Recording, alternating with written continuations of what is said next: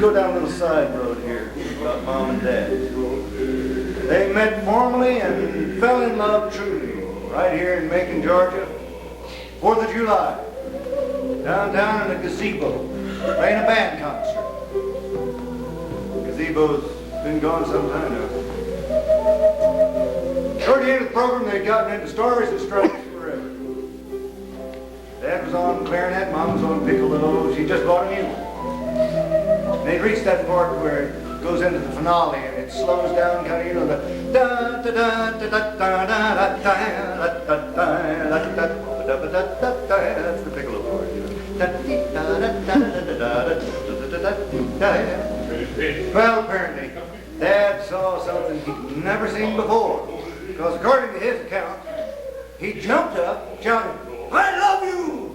Raced over, grabbed up Mom, whisked her out of the gazebo, down the steps, through the astonished crowd, and disappeared lickety-split into the night. They weren't heard from again for 7 months.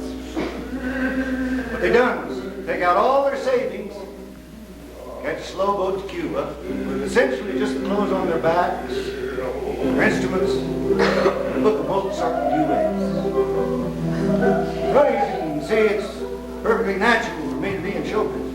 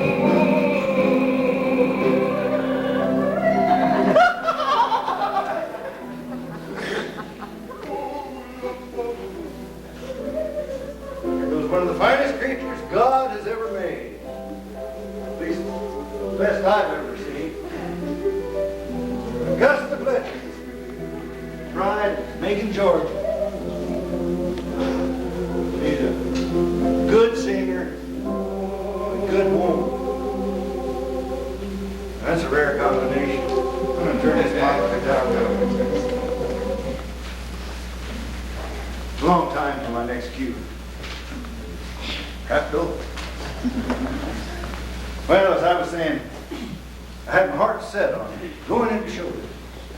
Mom and Dad, of course, wanted me to become a musician. They always said, "Cecil, if you're going into show business, either be a musician or a technician, because all those others are insane."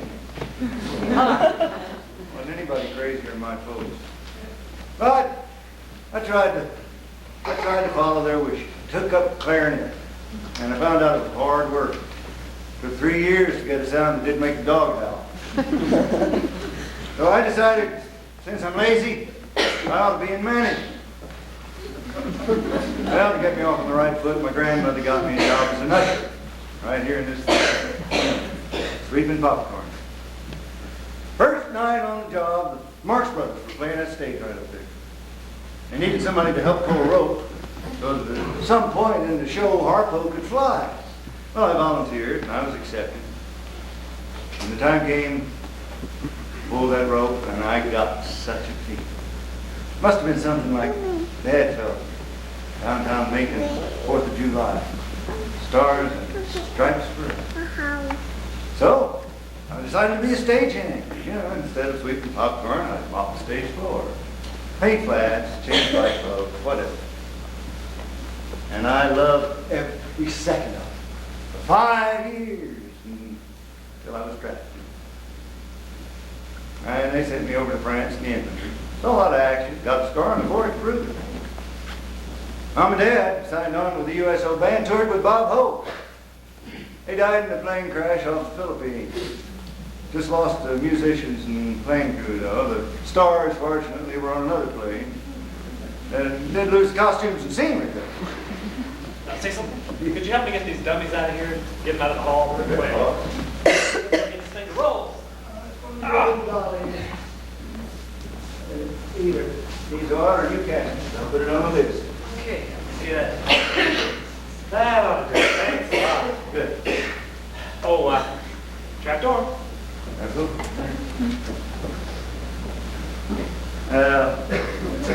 When I got back from the wars, the old theater was closed down again. I worked around as a carpenter, a welder. Still loved show business, so I saw every movie that came to town, sometimes 3 or 4 times. That's where I met Augusta. We became aware of each other in the audience. Our eyes would meet from time to time, from 3 or 4 rows apart, you know. Eventually, we got to where we would sit together. Nothing formal. I think it was a year or more before we even spoke. One night we had seen Disney's Song of the South. After it was over, Augusta leaned over close to my ear. That was pretty exciting. And she said,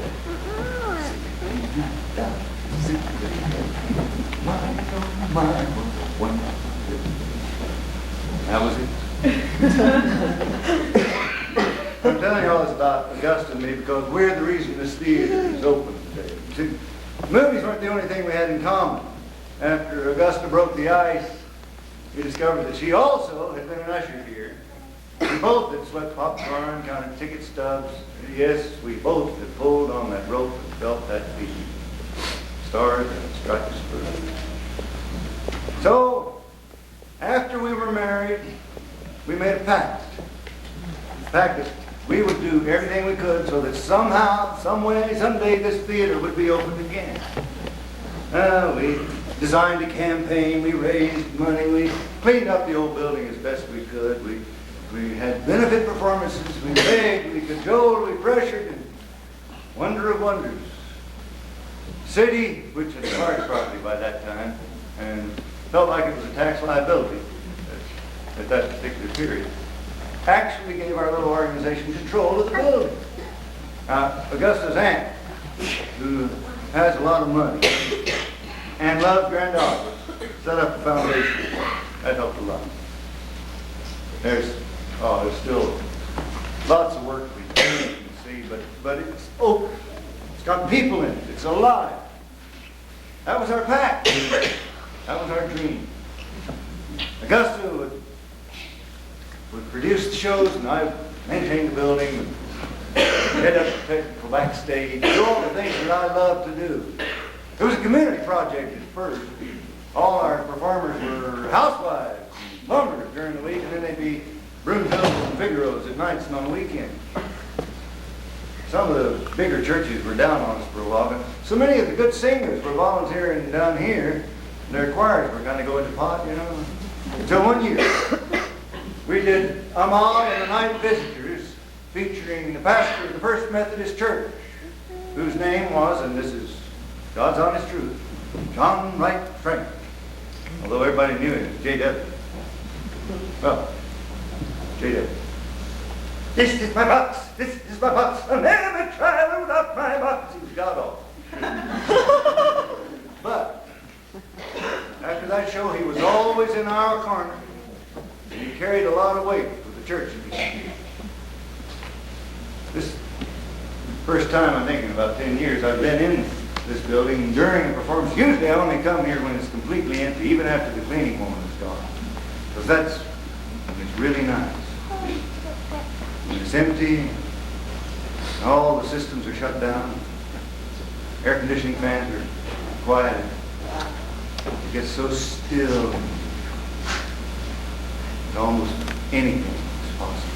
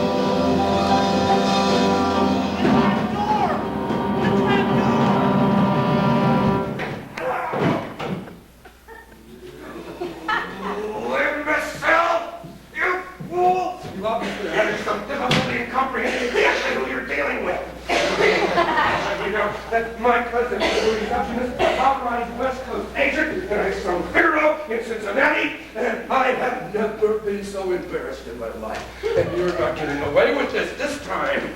You are finished! Do you understand what I'm saying? You are finished! Not quite, Maestro. I have one more cue.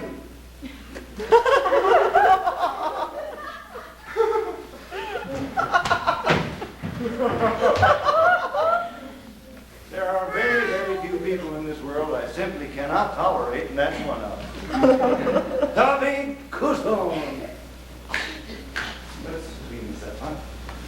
Son of a wealthy copper mining family. He exhibited a little talent as a youth, and as soon as he came of age, they shipped him off to Juilliard to study voice. And don't get me wrong, he's got a good voice. He's even sung at the Metropolitan in one of those less than featured roles, but he thinks he's a Caruso, a real primo donna. Only reason he's here, Augusta's aunt heard him in Atlanta and took him out to dinner. She says he's the most charming and worldly man. Well, she offered to pay his salary and offered to buy the theater a brand new air conditioner. Seemed like a good deal to me. Didn't even have to get him a hotel room since he was going to be staying at Mrs. Fletcher's. Well, first day he arrived here, he announced that he had brought his own costume, made especially for him by his New York tailor. He simply could not perform in the rags of an amateur theater. Well, when Myrtle, our wardrobe mistress, heard that remark, she got so upset. It only took 2 hours to get her to stop crying. That's all it took. Now, Myrtle is like flesh and blood to me. Kith and kin. So, something had to be done. That's why I messed up the trapdoor bit. I figured that'll satisfy his ego. He can rail at my incompetence and leave my things alone. It's unprofessional, but somehow it seems fair. I'll bet it does look funny. Ha! Only other time in my entire life I have behaved so disgracefully was for a special concert of a South American dancer named Jesus Cruz. You may have heard of him. Jesus arrived on the scene and proceeded to complain about everything he came in contact with, from the dressing room to the way the program was laid out. By showtime, we were all so tense. Well, I was doing lights.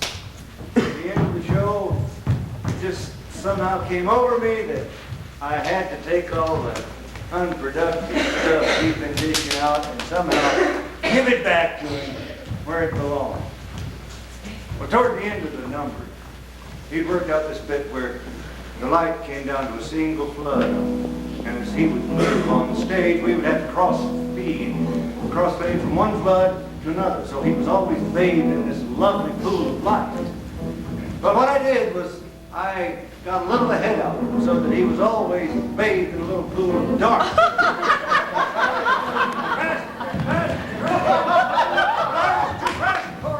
He left the stage in disgust, even before the dinner was over. Did not come out for a curtain call, straight to his dressing room. This was beautiful. After intermission, I had found time to unscrew all the light bulbs in his dressing room. Myrtle had cut the crotch out of his designer brief, glued the top on his coat cream jar, and Augusta had poured a bottle of White Shoulder's perfume into his traveling bag. He sounded like Ricky Ricardo backstage, jumping around. Finally, he calmed down. We all took him out to dinner. He eventually laughed. He turned out to be a real nice guy. He didn't realize he was behaving badly. He'd studied all his life with one dancer who was a real Sunday. And he thought all dancers were supposed to behave like him. He eventually made quite a name for himself, especially in Europe. Except for those two times, I'm not bragging, except for those 2 times, I have never missed a cue. And I've only had 1 accident. Oh, I've fallen off a few ladders, I've stepped on my share of nails, been shocked, I hate it. I was upstairs painting the stage floor. I don't remember what the show was. And I was bent over, something like this. And that old frayed rope that had held up that light batten for so many years finally gave up the ghost. I heard it snap. I looked up just in time to see the counterweight slam into the floor. I raised my head a little more and I saw that ton of iron and glass for just an instant before it slammed me. It seemed like an eternity before somebody finally came and found me.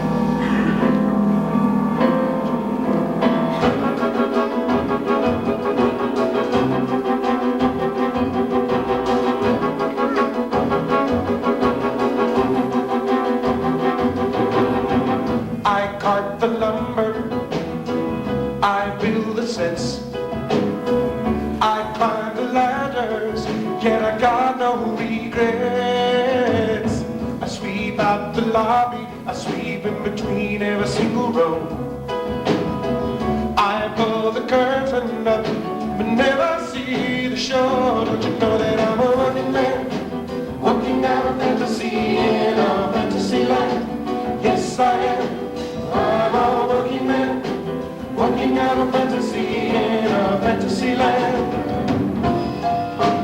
I wield the hammer, driving all the nails, hang all the Lego lights, and focus the nails.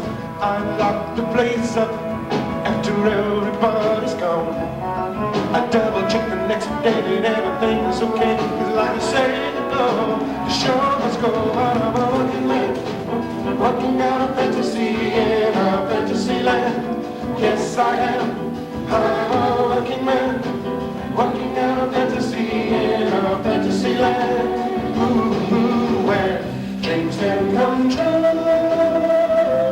and they do, yes they do. Dreams can come true. Don't you wish that you were a part of it too? Part of a fantasy, a working, breathing, living, dreaming fantasy. A glowing, flowing, ever-growing fantasy. Ooh, where dreams can come true, and they do, yes they do.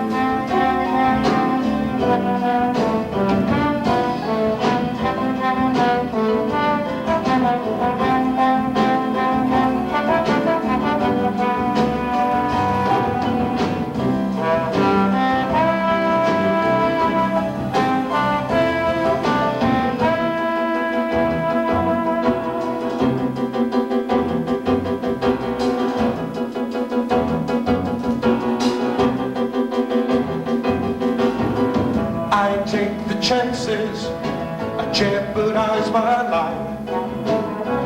Don't want no glory, no, I only want to make it right.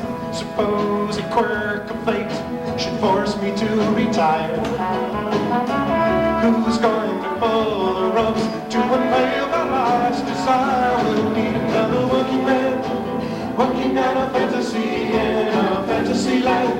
A true stagehand, who's a working man, working out a fantasy in a fantasy land. Ooh, where dreams can come true, and they do, yes they do. If you work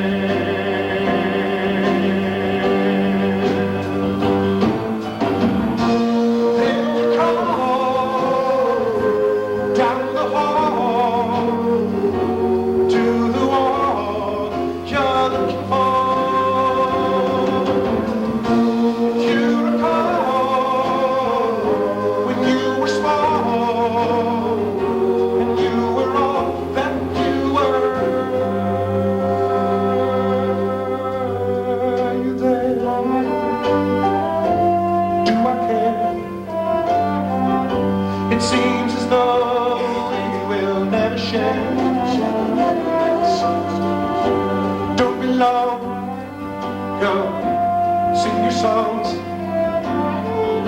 then come and join the symphony and play with me.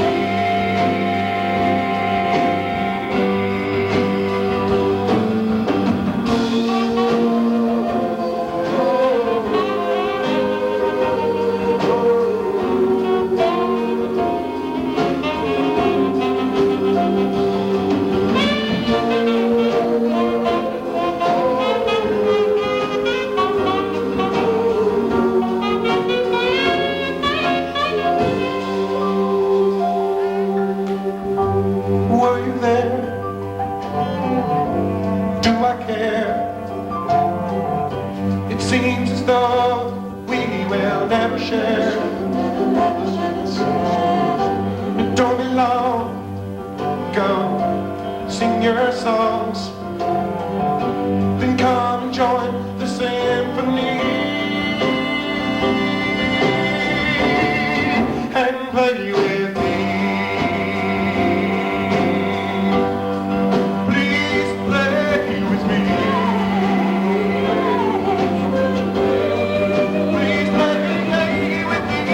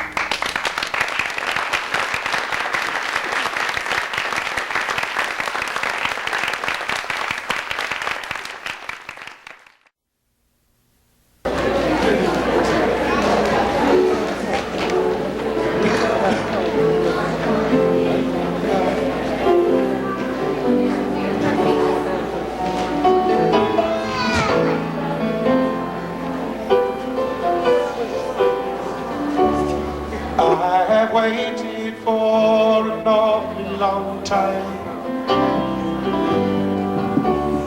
I can wait a little longer,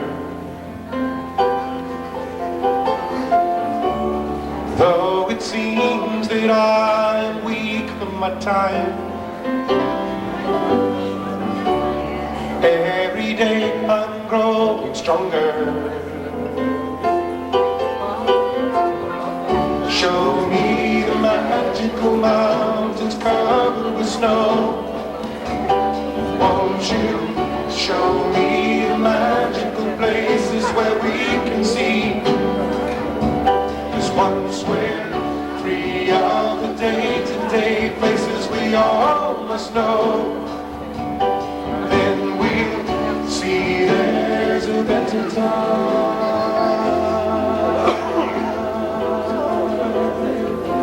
for you and me.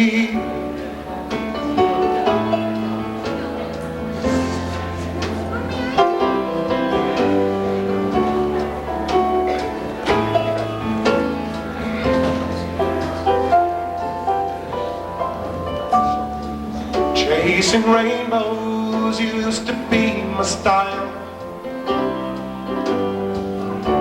in hopes I'd find the pot of gold. Kept wasting time, never seeing that I was worthwhile. I looked around, I was growing old. Show me the magical mountains covered with snow. Won't you show me the magical places where we can see? 'Cause once we're free of the day-to-day places we all must know, then we'll see there's a better time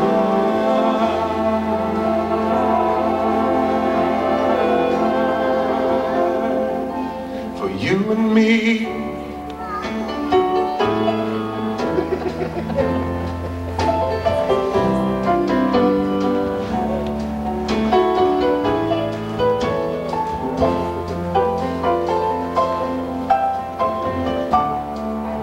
Let's say long, long road, but I know that it's not the end. It's not the end, no.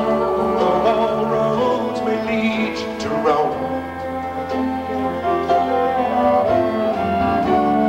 Gonna keep on traveling on till I find me that friend. Who's gonna show me the way home? Show me the magical mountains covered with snow. Won't you show me the magical places where we can see? 'Cause once we're free of the day-to-day places we all must know, then we'll see there's a better time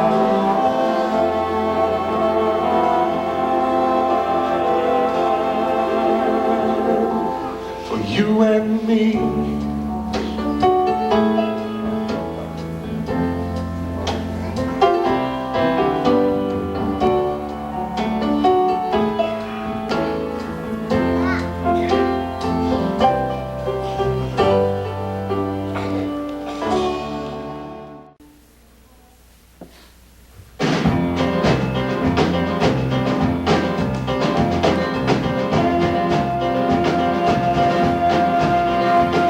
Hey, take a little walk, take a little walk, take a little walk down Main Street. Won't we see the future fade away? Hey, take a little walk, take a little walk, take a little walk down Main Street. Won't we see the future fade away? With a little bit of luck, a little bit of help from everyone, gonna fade away. Dream, dream, dream, but you never seem to come my way. There are millions just like me who never die, they fade away. Another million despite me, wishing I would fade away, wishing I would fade away, fade away, fade away, fade away. Hey, take a little walk, take a little walk, take a little walk down Main Street. Won't we see the future fade away? Hey, take a little walk, take a little walk, take a little walk down Main Street. Won't we see the future fade away? With a little bit of luck, a little bit of help from everyone, we're gonna fade away. A dream, dream, dream, but you never seem to come my way. And there are another minute, just fight me. Wishing I would fade away, wishing I would fade away, fade away, fade away, fade away. Hey, take a little walk, take a little walk, take a little walk down Main Street. What we see the future fade away. Hey, take a little walk, take a little walk, take a little walk down Main Street. What we see the future fade away.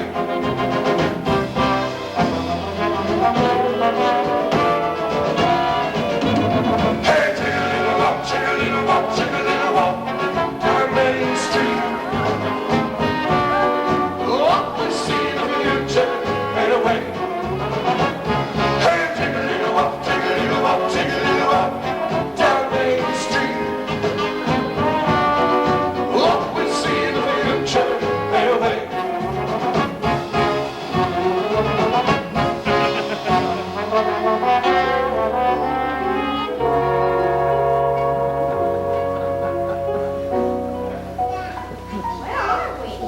We're at the crossroads, so to speak. I call it the Hall of Doors. It's got a lot of different names, though. It's sort of like a bus terminal. From here you can get to anywhere. I want to go to the magical mountain, Cecil. Which door do I use? Now, that's the one drawback. You know that everything in the world is behind one or more of those doors, but you don't know what's behind which, and they're not even numbered. So that if you do find something you like, the odds are you won't be able to find it again. Let's try this. Hold it now, youngster. Like I said, you don't know what's behind there, and it could be something real bad. Now, the best thing is to not barge in, but just peek in. And always hold on to the handle of the door until you're sure you want to go on inside, because if you don't, you get panicked. That door just disappears. You may not be able to find your way out. That's scary. Yes, it is. Maybe we should just stay here then. I can't do that either, because eventually you'll just fall asleep and slip inside the nearest door, and you wake up who knows where with no idea of how to get out. Now, the best thing is to go ahead and try it. Anyone, just hold on to the handle, look inside. If you like what you see, go on inside and play a while. But you must never, and I cannot stress this enough, never, never doubt that there is a way out. Otherwise, somebody else is pulling your strings, and it's more fun to be a puppet master than it is to be a puppet. Although, that can be fun too. All right, I'm ready. Let's go. Also, you cannot afford to be afraid not for a second, because that attracts the demons. It's kind of like a shark or attack a swimmer that's thrashing about in the water. Just don't panic, and remember that nothing can follow you back through those doors. They can be tricky though, so you better stick close to me until you get the hang of it. I guess that's all. Ready? I guess so. All righty. Which door did you pick? I don't remember. They're all the same. Well, I guess it doesn't matter then. Just pick one. Okay. Money. This one. All righty. Have your hand. Here we go.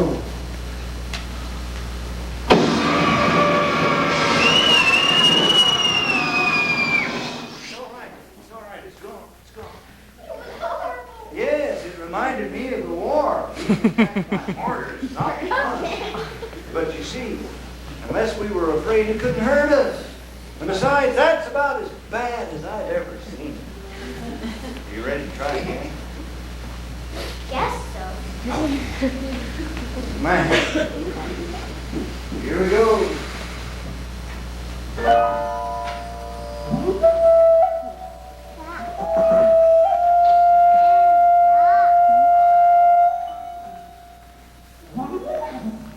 Looks like we'll have to go farther in. It's open the door. Don't worry, I know where it is. Besides, it's a good sign that nothing's happening right by the door. That usually means it's safe.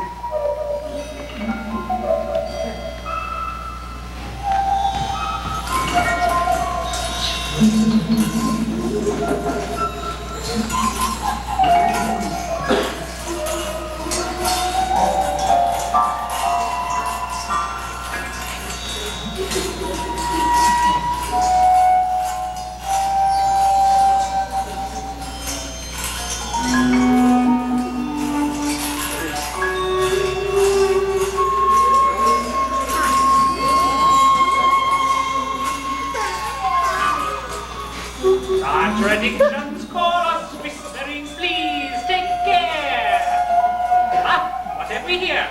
Who are you? Well, I am the famous French painter Toulouse-Lautrec. How do you do?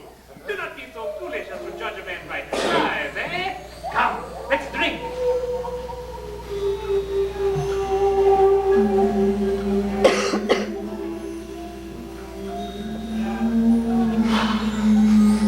Now, and more to the point, who are you? I'm Cecil. Ah, and so you must be Cecil. Matter of fact, I am. Well, mille pardon then. Come, my dear. Why don't you pose for me, eh? Really? Here? I don't see any reason why not.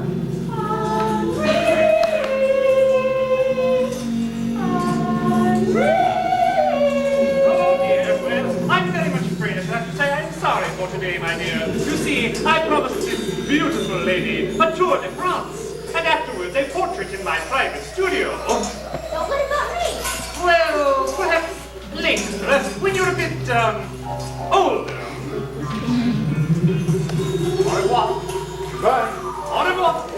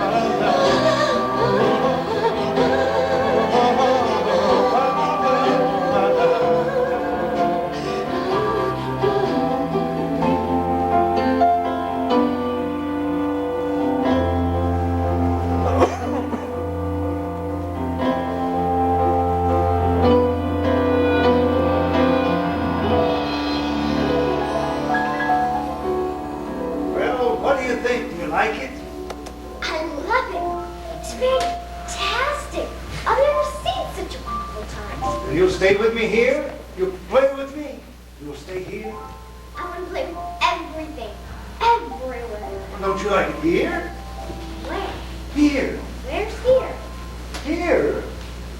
At the end, the private place. The place where you're free. Free from what? Free from lies. Free from the lies and forgotten promises. Free of the pain and suffering of waking up every morning and not being sure where you are, what you want, or how many worlds you're in. Free of wanting to know how everything is put together, and what's right and what's wrong, or if there is such a thing, or if there's something larger that has it all figured out, and if so, how do you fit in? What's your job? How will you ever know? Will it ever be easy? Free of wanting things so bad, knowing that everyone wants things, and there have to be conflicts of desire. That's it, conflicts of desire. Free of the balancing act of having to judge everything around you so carefully so that you can coexist without going crazy. So that you can murder fleas ruthlessly because you have compassion for your dog. Or pour poison on the Bermuda grass so that the flowers you like can survive. Free of having to label and categorize all the people around you as friends or criminals according to how you want the world to be. Free of decision. Free to be... Free to be what? Free to be alone. I don't want to be alone. I know. Neither do I. That's why you must stay here. That's why I want you to stay here with me. But what about my friends? What about my mother and David? You don't need them anymore. I want them. I want to go back. It's too late. You're here now. Come. No. You tricked me. You lied to me. Please, come a little closer. You're almost there. No. I can't. I want to live. Birds, trees, and flowers again. To laugh and cry, run through the rain. I want to get my bed. On cold nights. And on cold blankets tied around my neck. And have my mother sing me to sleep. And wake into the warm sun and the smell of breakfast cooking. Why can I go back? Why do you want me to stay here? Because I'm so lonely. I'm sorry. But I must leave. You promised. We gotta go home. Please? Follow your mother's voice. Listen.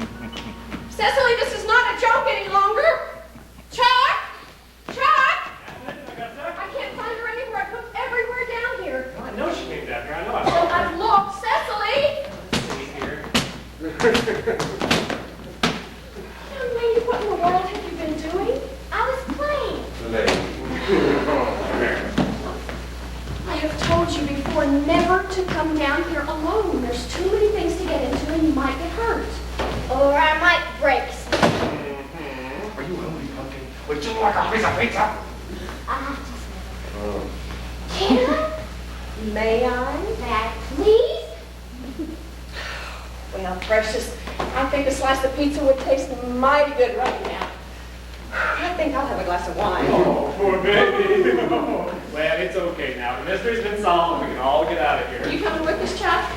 Sure, I could use some wine myself. Just need to hit these lights here. All right, we'll see you there. Wait a second. I have to think about Cecil.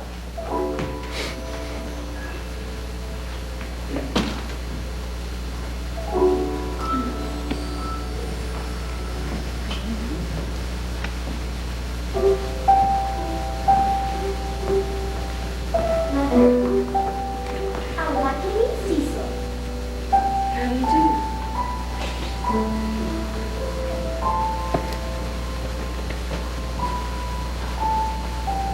Cecily? Yes, Why do you call him Cecil? that's his name. Augusta, are you coming? I'll be right there.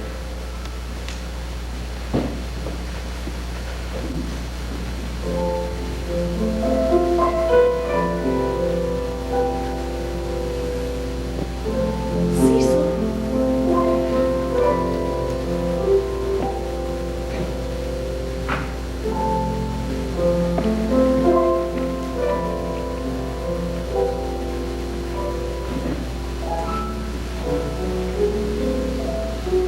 Cecil.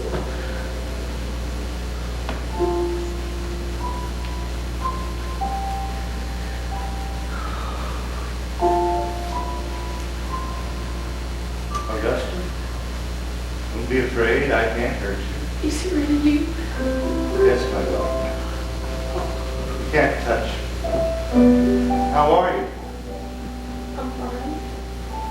I'm just fine. I see that David decided to stick around. Yes, we're married now.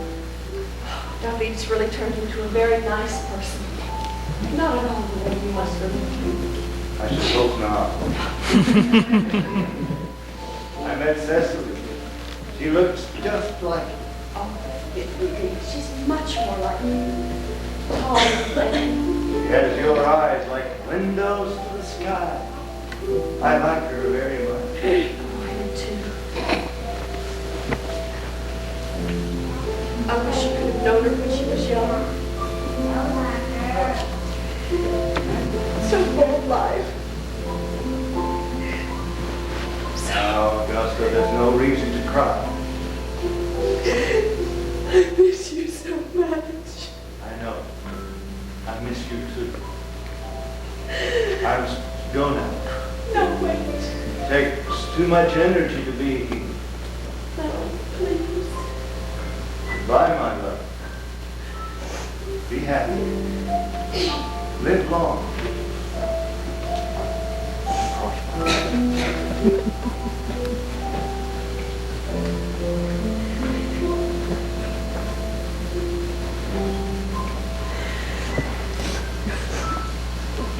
Cecil.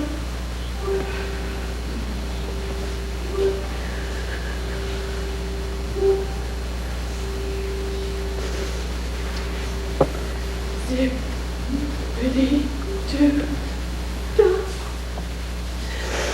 Zip, ready,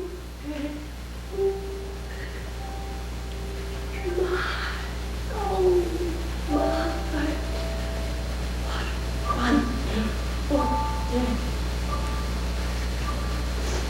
Plenty of sunshine coming my way. Zip, ready, do, zip, ready, ready. Mr. Bluebird's on my shoulder. It's the truth, it's actual. Everything is satisfaction. Zip, ready, baby, God, everybody, hey. Wonderful feeling, wonderful day. God and baby, I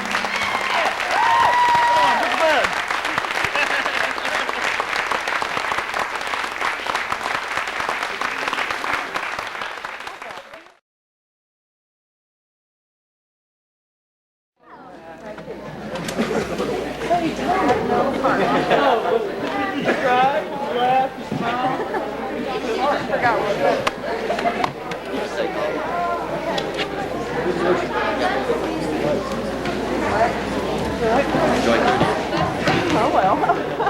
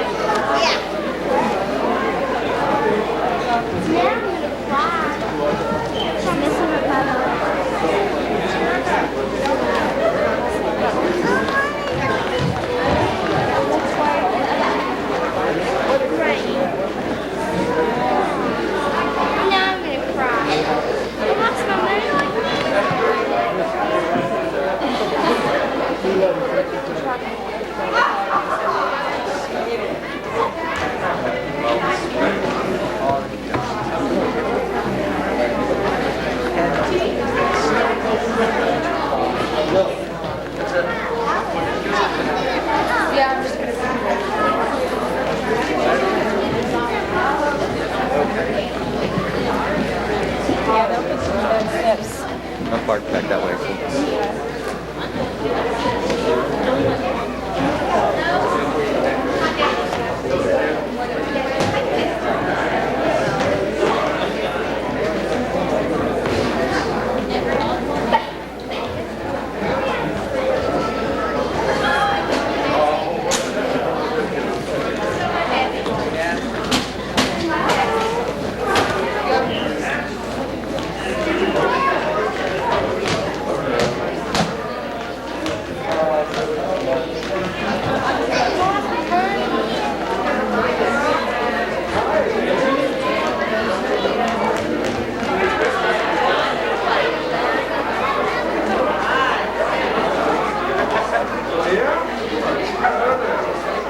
Take, we gotta reshoot it.